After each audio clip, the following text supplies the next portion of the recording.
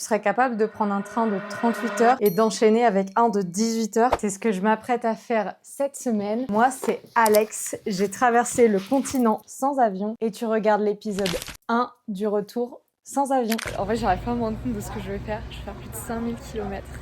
Et on commence avec un petit bus. C'est parti!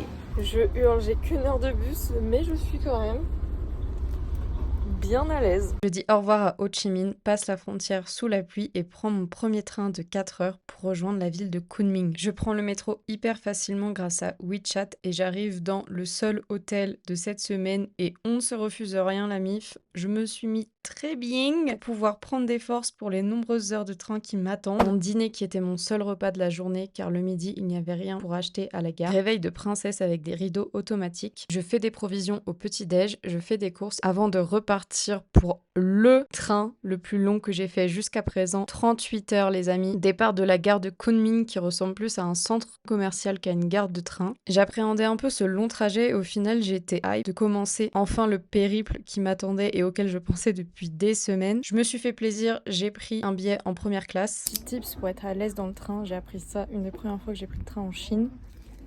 Hop! Voler les chaussons de l'hôtel.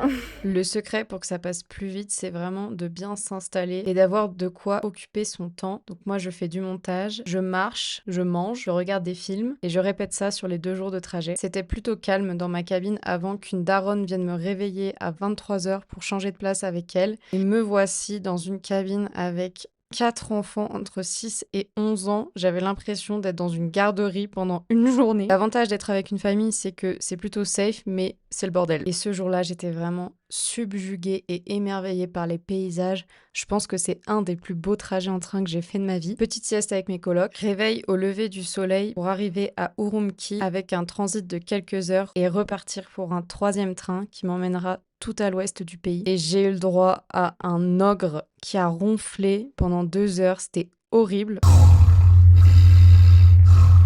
Arrivé à Kashgar tôt le lendemain matin, je prends un bus de ville, puis un minivan et je suis enfin arrivée à Tashkourgan, à l'ouest du pays, à 3000 mètres d'altitude. Mais la frontière est fermée ce week-end. Moi qui voulais optimiser le voyage, les calculs sont pas bons. Finalement, c'est pas si mal de se poser 2 jours pour reprendre des forces et prendre du temps pour chiller et découvrir ce que j'avais pas vu la première fois que je suis venue ici. Alors, qui parmi vous a deviné ma prochaine destination? Écris-le en commentaire et moi je te dis à la prochaine. Allez!